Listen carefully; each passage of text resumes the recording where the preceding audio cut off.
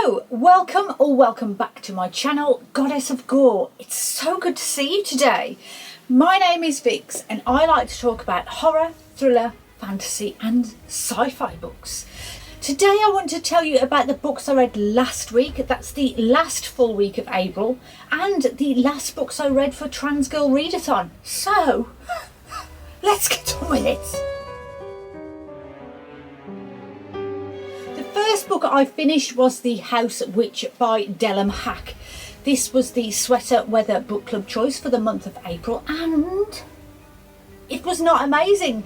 I'm not even really sure what was the point of the book, and to seemingly not have a real plot or even an end, I wasn't really sure what the point of it was. It did seem to have some strange messages about being gay from the characters, but I'm not sure if I was reading too much into this, and it was just more accepting than what I thought I'd read. So what was the book about then? Well, Finn rocks up to a castle of a king and queen and he says, "Hello, I'm your cook. I hear you have a vacancy and here I am." Unwanted and unasked for, he settles into the kitchen and shoos everybody else out and sets about making the best meals that anyone has ever tasted, all while hiding the fact that he is a witch. Also, hidden among the court folk there is another witch, a garden witch, and he too is hiding his powers. Finn is able to heal people with his magic, as well as having the ability to comfort them with his food. He falls in love with a member of royalty too, and although he tries his best not to pursue it, he just can't help himself. He makes friends with everyone, including the young prince, who absolutely dotes on him. He also procures himself a kitten familiar, who one day just starts talking to the other cats around the town. And I'm still not sure why that happened. It was a bit of a boring book, if I'm perfectly honest. Next was the turn of Burn the Dark by S.E. Hunt. So this is definitely a YA book. It reads quite angsty and totally gave me Buffy the Vampire Slayer vibes, except instead of vampires, Robin slays witches. Robin makes YouTube videos to earn money, filming herself travelling the country, killing witches as a kind of witch hunter whose viewers think they are watching mock-ups. Except they're not. They're the real deal. She travels back to her hometown of Blackfield on the trail of a coven who killed her mother 10 or so years ago. And she meets up with one of her old neighbours from when she was a kid, and immediately they bond all over again. So the backstory to that is Robin's dad was convicted of murdering her mother. But when she starts screaming about the fact that the witches did it, she gets to spend the next few years in a psychiatric hospital until she basically stops saying that the witches did it.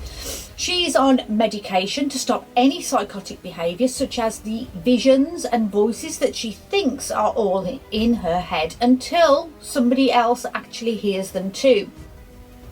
When she gets out, a mentor, Heinrich Hammer, finds her and trains her up Karate Kid style to hone in her skills. If this was a film, it would have been a montage of her not being very good until she finally gets that death move she's been working on while she was cleaning a car or building some decking. And Heinrich would be there just standing going, and she would be there just going, "Well, gosh darn it, if you weren't right all along." I just had to believe in myself. At the same time, we get a storyline from a group of kids. One of them, Wayne, is the new kid in town and has just moved into Robin's childhood house, who the rest of the kids can't wait to tell them all about the urban legends associated with it.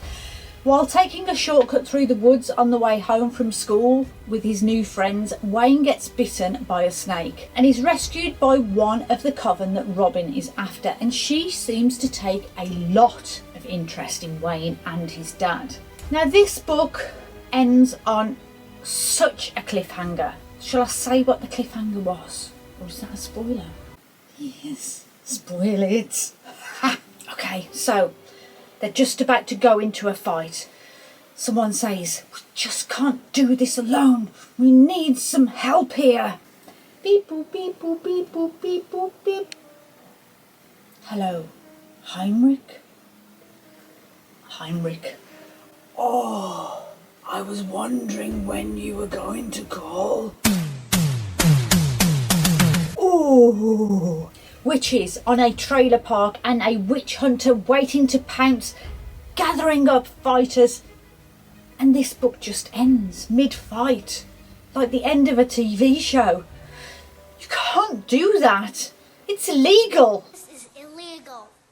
How I'm not reaching for book 2, I'll never know. But I have a couple more books to fit in. This book isn't going to win any literary awards or anything, but it was a whole world of fast-paced witch hunter YA fun. I will be continuing on with the series when I can, and I would undoubtedly recommend this if you ever want something fun, gory, fast-paced to fill your TBR, or if you need something specific for a readathon, because this had disability, BIPOC, LGBTQ plus characters, and it's written by a trans author. It didn't disappoint me one single bit. So, from fun to not fun in Tell Me I'm Worthless. Why? Why did anyone recommend me this book? It wasn't a very nice tale at all. I felt traumatised by this book, like I needed to wash and go and play outside in the daylight after this book. I walked to the shops in a daze, I think. I felt like I was reading this in a disgustingly dark, dirty, derelict squat from the 90s or something. It was. This is about a lot of things, but essentially it is about a house that is so evil it infects anyone who comes near it. Since the first brick that was ever connected to another, in its very foundations, this house became bad. The story of the house and what it has done comes in dribs and drabs, and it's not until the end you get the somewhat whole picture of just how bad it is. Do not go into this book blind. Read the warnings and make sure you don't have anything that could trigger you. I'm being serious. Normally I pay them no heed, warnings. But this book could mess with you if you're not okay. There is toxicity throughout the book. It's like reading someone's diary as they go through a mental breakdown. So there's two main parts to the book, the house and the women who went into the house. As I said, the house is vile, disgusting, a depraved thing, and the story is a complete car crash that you can't look away from. A bit like this. And the women, Alice and Isla, and their third housemate Hannah went into this notorious house during their final days of university as a last hurrah, a dare to see if they could spend the night, except something really, really bad happened to them while in there, and only Isla and Alice came out changed forever. We know Alice and Isla have hate towards each other now, each claiming the other did something to them. Each of them haunted in some way, but it's not until they go back into the house that we discover just what it was that happened. And holy hell, it was horrible. This book is very graphic. It's got hate, violence, racism, cancel culture, drug use, self-harm, torture, and most importantly, there is no happiness in this book whatsoever. But it was phenomenal. It will haunt me now. It will always be there in the back of my head. I mean, I don't know. It was just wrong in such a violent way, and not in an extreme horror way either. Give me something else to read. Karin Slaughter will save me. Spoiler, she didn't. She made it worse. Kisscut begins with a teen shooter at a roller skate rink. This young teen ends up getting shot by Police Chief Jeff. Also at the skate rink, they find a dead baby in the toilets. Presuming it was hers, they wanted to do an autopsy. Her mother didn't want one, but they did one anyway. The baby wasn't hers. There was no way she could have, because she had female genital mutilation stitches. It was from this point on that I knew this was not going to be the planned harmless fun I was hoping for. So, why was this girl wanting to kill another teenager? Was the boy the father to the dead baby? Why did the girl beg Jeff to shoot her?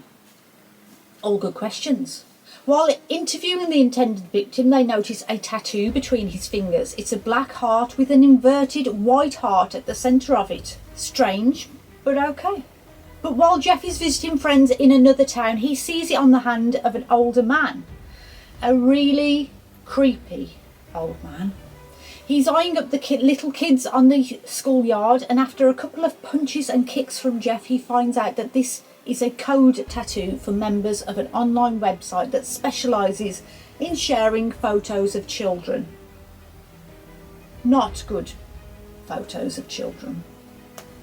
At this point, I didn't want to continue reading this book. Some things I really don't do. Creepy kids possessed by all kinds of shit. Yeah. Anything involving pedos? No, it's off. I told myself the minute that this gets worse, it's going to be a DNF. So, But then this book got tense really quickly. It went from the graphic kiddie side to the crime ring as a whole investigation, with another child being snatched off the street who may or may not have been a girl who was being pimped out. So I was back in curious cat mode, waiting to find out what the hell was going on. But then, just like a slap to the face, Karin finds the ick. It goes where you don't expect it, whilst at the same time we have Lena, the detective, having a full-on questioning her entire existence and her life, and sounding like she's going to be quitting her job the next day. This book was so clever, and maybe this is something she does in all of her books, but I only just noticed, and it's a brilliant setup. The beginning of the book has chapters of about 30 pages or so, and then as the tension builds, they get shorter and shorter until you're on 5-page chapters. And you just have to read one more and one more. Tell me, I need to know, who's doing this? I flicked through the pages at the end so quickly, it had me in its grip. As each member of the pedo ring was exposed, I was proper pearl clutching. I mean, honestly, I don't think the books are that clever. I'm seriously thinking I must switch my brain off as the mystery unfolds. I know most thriller readers try and guess before the reveal, but I'm out of practice, I think, because they were real jaw-droppers to me. I was getting proper shooketh. Anyway, that was a new one that I hadn't read before, and I'm still not sure I enjoyed the subject matter in this book. It may not be everyone's cup of tea either, so don't say I didn't warn you again. So that's all of the finished books, but what else? I have one day left of April for the next weekly wrap-up, and I want to try and read the Witcher book, Blood of Elves, so I can finish off the month with that. There's still the Book of Dust that I didn't read from my yearly read-alongs TBR, so that will carry over, and I still have a huge list of books I wanted to get to from the trans and non-binary authors. So I'm going to try and pop a few in throughout the rest of the year. And that is it. Thank you so much for choosing to spend your spare time with me today. I really appreciate the fact that you did. And if you haven't already, please consider subscribing if you want to stick around for a bit longer to see what other books I get to, and maybe click the like button too.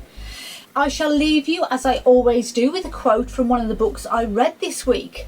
"Blood for the garden, young David," she said in that smoky, patronising blackbird voice of hers. "We always need blood for the garden." Make some good book choices this week, my friends, and I hope to see you all again soon. Until next time, bye-bye.